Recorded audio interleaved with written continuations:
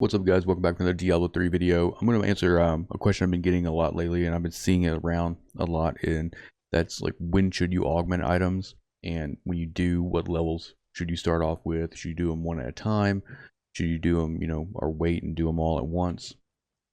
So in this video, I'll kind of like, walk you through what my process is for augments and stuff, like during the season, even non-season, and kind of explain my reasoning behind kind of the way I do things. And a lot of people are going to do things differently, but if you have a different method than me, let me know in the comments, kind of like, what you found has worked for you and all that good stuff.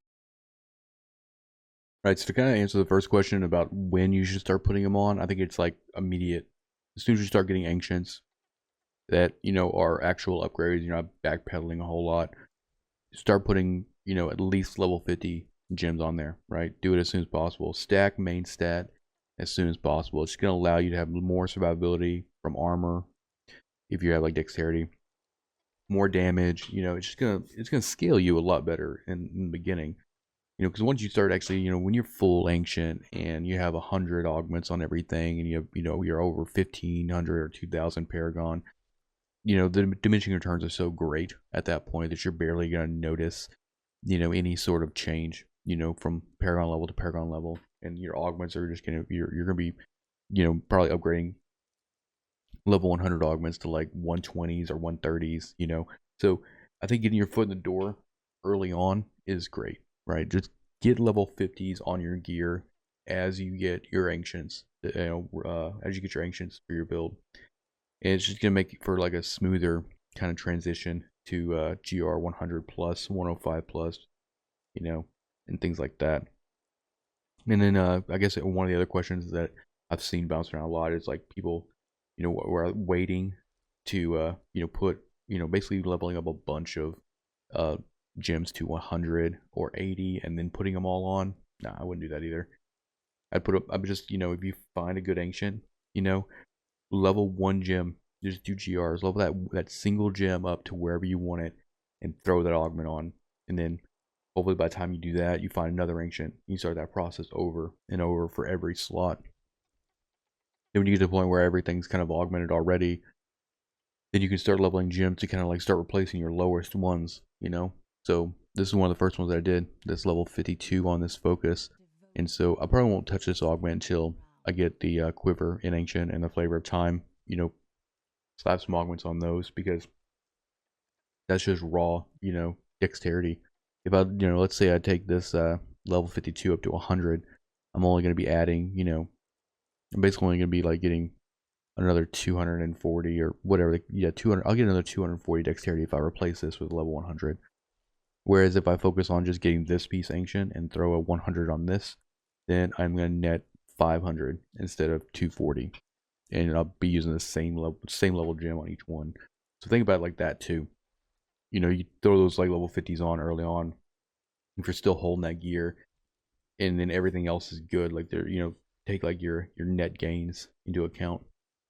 There's no reason to put like a level 100 over a level 50 if you can like take one piece that has no augment, and just net more in the end. Right, so I'm gonna show you another tool you can use to help kind of like plan and just kind of see if augments and what levels will kind of like affect your gear. And it's just planning, right? D3 Planner, great resource. But you can go in here, go to important save, you can put in your battle tag, right? It'll pull all your characters. So for the sake of this example, I'm just gonna pull the monk that I did the Timbish Rush video for, because I know she has no augments. So by default, it's not going to put in any paragon points for your dexterity or movement speed. It just kind of like leaves that empty for the sake of like simulating. And then also for skills, if you're using Tagook, it's going to have them at 10 stacks to sim. I'm going to take that down to 0, just so we can kind of see a little bit better. Kind of standing in town kind of a sheet DPS change. So with that being said, we're at 714,000 without augments. Let's say for the sake of this example, we're trying to get over 1 million. Okay, what does that take? How many level 50 augments do we need to do to, kind of reach that goal?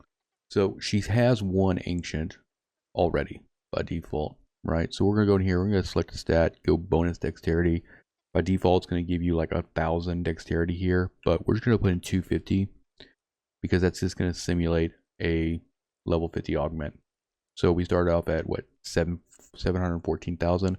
We're up to 740k. So little bit. Let's add a little bit more here.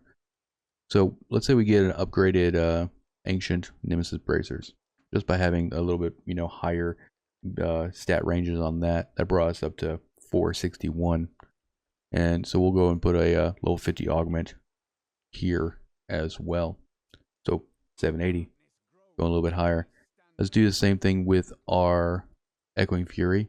Echoing, like, weapons are going to be like different. Like, if you can prioritize getting ancient weapons, that is going to cause your progress to go like super high. You can check this like graph out here to show our progress as we go to, like, we start off here at 714k.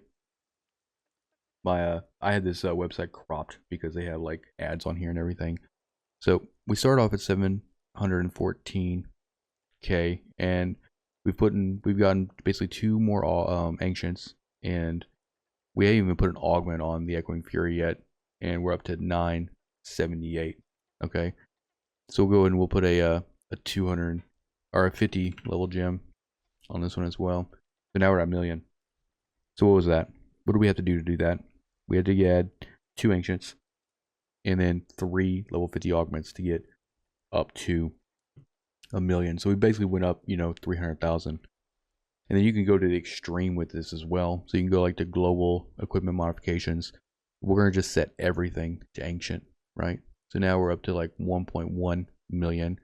And we'll go ahead and just make sure that everything has a level 50 augment on it as well.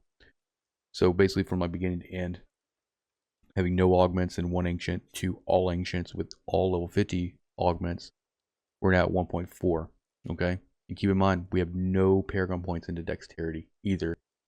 So that's even, be more on top of that. So like we start adding, paragon and dexterity, you can see how it's just gonna like go up and up. So even just get to 1.5 million, that's like 100 and something, 115, about 116 paragon into dexterity. As you can see, as a character who's like really early on, it may be low paragon. And if you're low paragon, you can do, GR75s. At GR75s, you can get, level 50 gems augmented, pretty easily. You can, it just get you into the late game higher GRs so much quicker, But yeah, this is a great tool to use if you're just kind of like wanting to mess around and see kind of how things will affect everything. Definitely recommended. And for progress for me, I tend to look at my base stat when I'm like farming and progressing in a season, to kind of like, kind of gauge my progression, like how I'm doing. I usually try to get to around like 20,000 dexterity, as far as, paragon and augments go before the end of the season. And it's a lot easier to do whenever you like get really, really high in paragon. Because usually whenever you get to the point where you're farming up like 120 and 130 level augments, it gets super repetitive. And so just, locking in these level 80 augments, these level 100 augments, it's much easier to do that, in the beginning when you don't have a lot of paragon. Because you gotta think about it this way. Like a level 100 augment, right? That's basically, you put a level 100 augment on an ancient, that's basically like gaining 100 paragon levels right then and there in dexterity. It's the same. For every gem level in an augment, it's 5 dexterity. For every point in a dexterity in paragon, it's 5 dexterity. And so if you don't have high, paragon, and you can't push the level of GR that you want, focus down on, just getting really, really decent augments on all your gear. And then your paragon will come, as you start grinding a little bit more. But I don't want this video to get too long, right? That's just kind of like my thoughts on like augmenting and, kind of like progression in my mind. A lot of people do it differently. And like if you're running like 4-man metas and you're getting a lot of paragon and, stuff like that, it's probably gonna be different for you, because you're gonna have a lot more paragon. Your paragon might be higher than or more progressive than actually your augments, and it just depends. Your mileage may vary But if you're a solo player like me, I play mostly solo in seasons. I tend to just kind of like, forget about Paragon. Just, Paragon's just one of those things that you're going to just get from playing. But I really try to like focus fire down on those augments the best that I can, just to kind of help ease into the 105s and 110s. But good luck out there, and hope this video helped. Thank you for watching, and I hope you enjoyed the video. Hit the subscribe button for more Diablo content. Hit the like button, leave me a comment down below. Also check out these other videos that I think you might be interested in. And like always, peace out. See you guys next time.